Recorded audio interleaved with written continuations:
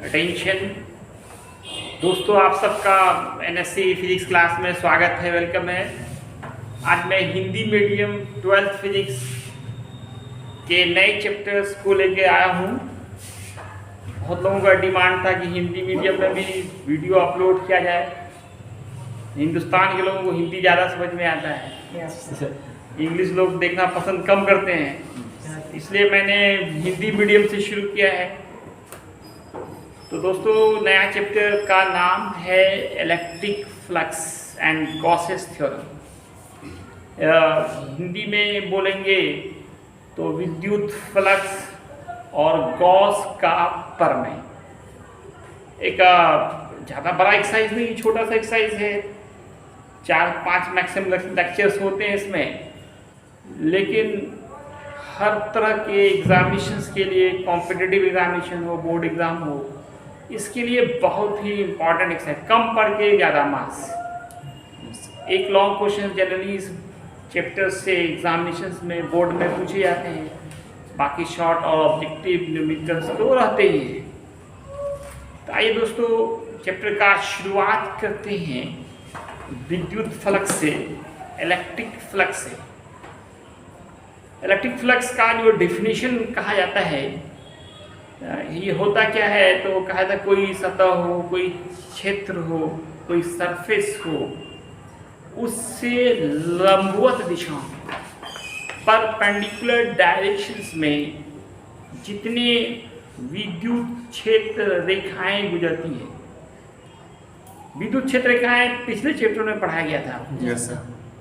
वह पथ जिस पर एक स्वतंत्र धनावेश चल सकता है, उसी को कहते हैं, क्या कहते हैं? विद्युत क्षेत्र रेखाएं।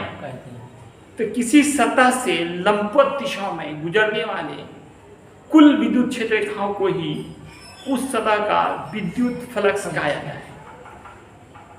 बहुत आसान सा डिफिनेशन है, किसी सतह से लंबवत दिशा में गुजरने वाले, पास करने वाले कुल विद्युत क्षेत्र रेखाओं को ही उस सतह का विद्युत फ्लक्स कहते हैं।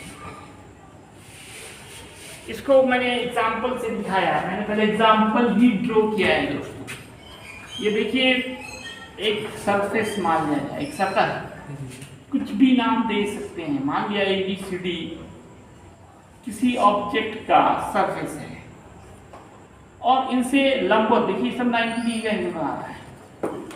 सरफेस के साथ 90 डिग्री का एंगल बनाते हुए ये सब है विद्युत क्षेत्र रेखाएं, ये गुजर रही है। तो किसी भी सतह से जितने विद्युत क्षेत्र रेखाएं गुजर सकती है, पास कर सकती है, उसी को उस सतह का विद्युत फ्लक्स कहा जाता है। अब इसका फॉर्मूला क्या होगा, इसका मान कैसे निकाला जाएगा? तो दोस्तों, सबसे पहले इसका सिंबल जान लें। इसे फाई से सूचित करते हैं, 0 लिख के काट देंगे, फाई पढ़ेंगे, इसे फाई से सूचित करते हैं। इसका जो मान होता है विद्युत क्षेत्र तीव्रता, इस विद्युत क्षेत्र की जो तीव्रता है, अगर E मान लिया जाए, और उसके सदिश क्षेत्रफल, उसके यहाँ पे सदिश क्षेत्रफल बोला जाए, क्षेत्रफल को सदिश बनाया जाता है डायरेक्शन फिक्स करके, उसके सदिश क्षेत्रफल, एरिया वेक्टर इंग्लिश में बोलते हैं, के अदिश गुणनफल के बराबर होता है। तो दोस्तों, ये अदिश गुणनफल क्या होता है, इसके लिए आपको 11th फिजिक्स में जाना होगा। 11th में एक पूरा लंबा 1 महीना पढ़ाया जाता है वेक्टर। वेक्टर का गुना पढ़ाया जाता है, सदिशों का गुना। उसमें से एक अदिश गुणनफल होता है, एक सदिश गुणनफल होता है। कभी क्या होगा कि आप वेक्टर को वेक्टर से गुना करेंगे, वेक्टर गुना वेक्टर, तो ये वेक्टर हो जाएगा। कब? जब इसमें क्रॉस का चिन्ह है। हिंदी में बोलेंगे सदिश गुने सदिश, सदिश क्रॉस सदिश, ये बराबर हो जाएगा सदिश का। लेकिन सदिश को डॉट यहाँ पे दे करके सदिश से ही गुना करेंगे, ये हो जाता है अदिश। इसी को बोलते हैं अदिश गुणनफल। गुणनफल अदिश राशि होता है। गुना करते हैं दो सदिश को। जैसे देखिए विद्युत क्षेत्र तीव्रता सदिश राशि है, क्षेत्रफल सदिश क्षेत्रफल लिखा हुआ है, एरिया वेक्टर ये भी एक सदिश राशि है। और यहाँ पे डॉट का चिन्ह देंगे, क्या देंगे? डॉट मस्ट है। इसलिए इसका दूसरा नाम अदिश गुणनफल का दूसरा नाम बिंदु गुणनफल भी होता है, क्योंकि यहाँ पे बिंदु डाला जाता है। क्या डालना है? बिंदु डालना है। आप लोग जनरल मैथमेटिक्स में अलजेब्रा में बिंदु और क्रॉस का एक ही मतलब गुना होता है, लेकिन वेक्टर में दोनों का बिल्कुल अलग मीनिंग होता है। जहाँ पे डॉट होगा वहाँ गुणनफल अदिश राशि हो जाएगा, जहाँ पे क्रॉस का चिन्ह होगा वहाँ सदिश ही होगा। तो दो सदिश को गुना करने पे कभी वो सदिश बनता है, कभी अदिश बनता है। जो बनता है, जो गुणनफल प्राप्त होता है, उसी के अनुसार इसका नाम दिया जाता है। यहाँ हो क्या रहा है कि ये विद्युत फलक से एक अदिश राशि है, लेकिन ये बन कैसे रहा है? तो सदिश की गुना करने से बनता है। कौन कौन दो सदिश? एक विद्युत क्षेत्र तीव्रता और एरिया वेक्टर। इस दोनों के अदिश गुणनफल या बिंदु गुणनफल के बराबर होता है। इस एक्सरसाइज का ये पहला फॉर्मूला हो गया। फाई का formula vector E dot vector A, सदिश ई गुने सदिश ए। डॉट डॉट गुना नहीं, यहाँ पे डॉट बोला जाएगा। और डॉट का ही फॉर्मूला होता है मॉड ई वेक्टर मॉड ए वेक्टर कॉस थीटा। 11th में ये फॉर्मूला पढ़ाया था, ए वेक्टर डॉट बी वेक्टर। याद कीजिए 11th में एक फॉर्मूला ए वेक्टर डॉट बी वेक्टर का फॉर्मूला पढ़ाया था, mod A mod B cos theta. बिना 11th के 12th विथर होता है, हर कदम पे जरूरत पड़ जाता है। या ए बी कॉस थीटा, कुछ लोग 11th नहीं पढ़े, आराम किए, उनको तो दिक्कत होगा ही, जिंदगी में पछताएगा। तो दोस्तों E vector dot A vector cos theta या फिर ई ए कॉस थीटा। अब यहाँ आपको मेन फॉर्मूला ये ज्यादा यूज करना है, ई ए कॉस थीटा, ई ए कॉस थीटा, ई ए कॉस थीटा। इससे क्या हुआ? वैद्युत क्षेत्र तीव्रता, वैद्युत क्षेत्र तीव्रता। फाई से क्या हुआ? विद्युत फ्लक्स। ए से क्या हुआ? सतह का क्षेत्रफल, सतह का क्षेत्रफल। ये अलग से नोट करके आप लिखना चाहें तो लिख सकते, जो 11th नहीं पढ़े। तो दोस्तों विद्युत फ्लक्स के बारे में अभी तक हम लोगों ने क्या सीखा कि किसी भी सतह से लंबवत दिशाओं में गुजरने वाले कुल विद्युत क्षेत्र रेखाओं को ही उस सतह का विद्युत फ्लक्स कहते हैं, जिसे फाई से सूचित करते हैं। इसका मान विद्युत क्षेत्र तीव्रता ई और उसकी अदिश उसके और सदिश क्षेत्रफल, सदिश क्षेत्रफल प्राय अदिश होता है, लेकिन उसको भी सदिश बनाते हैं। कैसे? दिशा को फिक्स करके। अगले एपिसोड में मैं बताऊंगा किसी भी ऑब्जेक्ट के क्षेत्रफल को सदिश कैसे बनाते हैं, उसके डायरेक्शन को फिक्स करते हैं, लंबवत बाहर की तरफ रहते हैं। हमेशा जो एरिया वेक्टर होगा उसकी दिशा सतह पर लंबवत बाहर की होगा, सतह पर लंबवत बाहर की तरफ होगा, तब वो एरिया वेक्टर बन जाएगा। तो इलेक्ट्रिक फ्लक्स को फाई से डिनोट करते हैं। इनका दो फॉर्मूला हो गया, E vector dot A vector या मॉड ई मॉड ए कॉस थीटा या ई ए कॉस थीटा।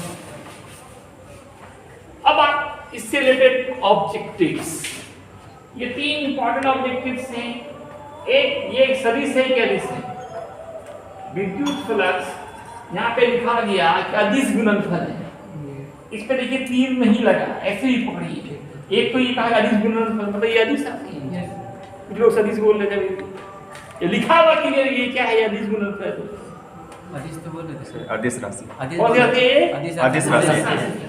दोनों अदिश बोले, वेरी गुड, अदिश बोले, बिल्कुल सही जवाब आपका हो गया।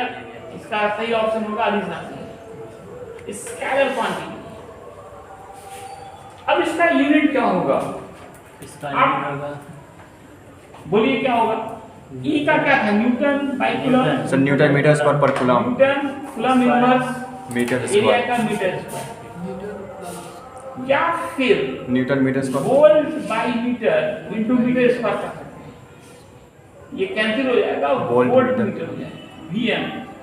चूंकि इलेक्ट्रिक फील्ड इंटेंसिटी का दो दो यूनिट बताया गया है, एक न्यूटन कूलम इनवर्स, एक वोल्ट बाई मीटर। वोल्ट पर मीटर। 1 मीटर कैंसिल हो गया तो वोल्ट मीटर हो गया, VA मतलब वोल्ट मीटर। तो दोनों यूनिट यूज करते हैं। अब इसका डायमेंशन क्या होगा? अब इलेक्ट्रिक फील्ड इंटेंसिटी का डायमेंशन, विद्युत तीव्रता का डायमेंशन जो था ml T inverse 3 I inverse, इसमें एरिया से मल्टीप्लाई करना, L एरिया के स्क्वायर, yes sir, एरिया के स्क्वायर से इसको मल्टीप्लाई करना है।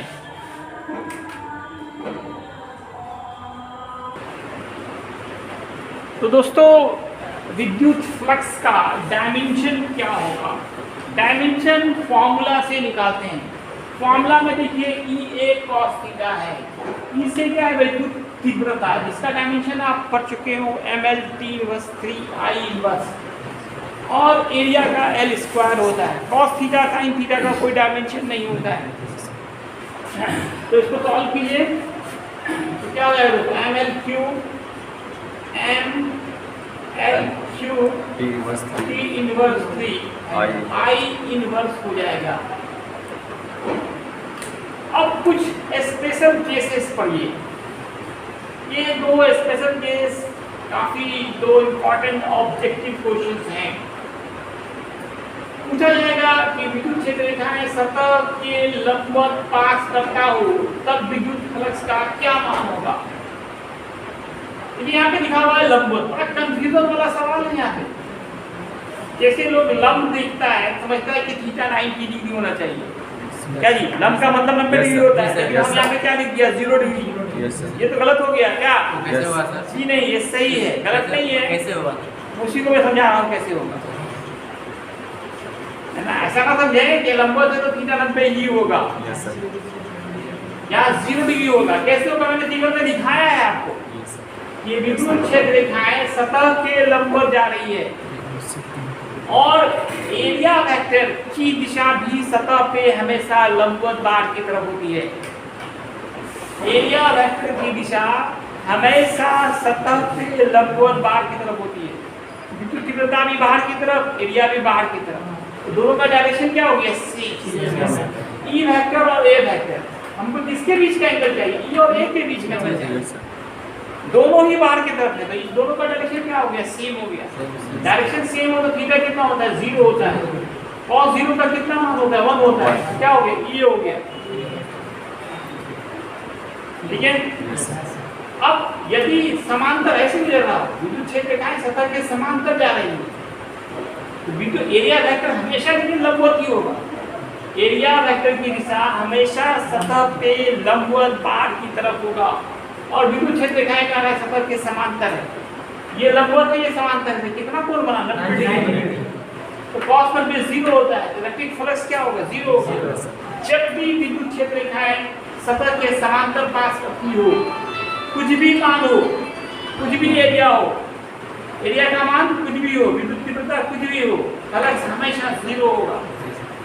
और जब लंबवत दिशा में पास करेगा तो फ्लक्स ये होगा और वो अधिकतम फ्लक्स होगा, क्योंकि cos 0 का मान 1 होता है, ये अधिकतम मान होता है, 1 से ज्यादा मान नहीं होता है कभी भी। ये भी सवाल पूछा जाता है कि अधिकतम विद्युत फ्लक्स कब होता है? जब समांतर होगा या लंबवत होगा? लंबवत होगा। लंबवत होगा। कितना होता है अधिकतम विद्युत फ्लक्स का मान? ये दूसरा ऑब्जेक्टिव कितना होता है? ये होता है। कितना होता है? ये।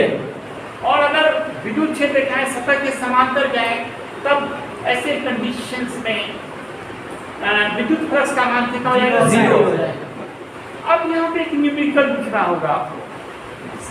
ये न्यूमेरिकल कौन बना सकता है? जिसने 11th का वेक्टर चैप्टर पढ़ा है। जिसने नहीं पढ़ा उसका वो थोड़े बैठे। अभी देखो मैंने 11 शुरू कर दिया है, आप सब सुबह पढ़ाइए, नहीं पढ़े हैं गलती को सुधारिए। कितना बजे सर? सुबह 6 बजे। आइए स्टूडेंट, जो 11 नहीं पढ़ा है फ्री में पढ़ा रहे तो देखो दोस्तों, एक सवाल जो है ये 6i cap 20j cap 30k cap, इसको कैप पढ़ते हैं। उल्टा भी जैसा लिखेंगे i के ऊपर, j के ऊपर, k के ऊपर। यानी ये सब आपको पिछले चैप्टर में बताया है, आई कैप, जे कैप, के cap. Yes, sir. X axis में आई कैप होता है, Yes, sir. वाई एक्सिस में जे कैप होता है, Z axis. जेड एक्सिस में के कैप होता है। ठीक है सर। ठीक है, और 10 सेंटीमीटर भुजा वाला वर्ग है, किस प्लेन में है? एक्स वाई प्लेन में है। तो दोस्तों अगर फिगर बनाया जाए तो किस तरह का फिगर बनेगा? ये एक्स एक्सिस, ये वाई एक्सिस, ये जेड एक्सिस। ये कह रहा है एक्स वाई प्लेन में है। एक वर्ग है जो एक्स वाई प्लेन में है, इसका एरिया अगर ए मानते हैं, ये एरिया वेक्टर की दिशा जेड की तरफ होगी। एरिया वेक्टर मैं बार-बार बोल रहा हूँ, इसकी दिशा हमेशा सतह पे लंबवत होती है। ये जेड एक्सिस कैसा होता है? ऐसे खड़ा होता है, लंबवत होता है। जेड जो है यहाँ पे दिख रहा है, आप सोया हुआ दिख रहा ना, ये सोया नहीं होता, ये खड़ा रहता है लंबवत बाहर की तरफ। जब एरिया एक्स वाई प्लेन में एरिया वेक्टर का डायरेक्शन जेड की तरफ होगा, किधर होगा दोस्तों? Z। तो ए वेक्टर का जो मान होगा, पर यहाँ एरिया निकालना होगा, साइड मालूम है 10 सेंटीमीटर। वर्ग का क्षेत्रफल भुजा स्क्वायर, पहले सेंटीमीटर को मीटर में बदलना पड़ेगा, डायरेक्ट 100 नहीं करेंगे, सेंटीमीटर है ना ये। Yes, sir. तो 10 गुना 10⁻⁻2 करेंगे, 10⁻−1 आएगा, उसका स्क्वायर करेंगे, 10⁻−2 हो जाएगा। उसको फिर वेक्टर बनाएंगे, एक्स एक्सिस में याद रखना आई कैप लगाते हैं, वाई एक्सिस में जे कैप, जेड एक्सिस में के कैप।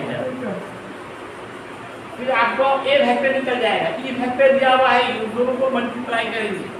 तो आप लोगों का ये काम होगा इसको सॉल्व करना और YouTube के कमेंट बॉक्स पे आंसर लिखना अपने नाम के साथ। आपका नाम अपने साथ पे क्या करना है, YouTube के होमवर्क है, YouTube के कमेंट बॉक्स में इसका आंसर देना है। ठीक है दोस्तों, आंसर कहाँ देना है? कमेंट बॉक्स में, ताकि आपको पूरी दुनिया देखे। जी सर। आज तक ये, धन्यवाद।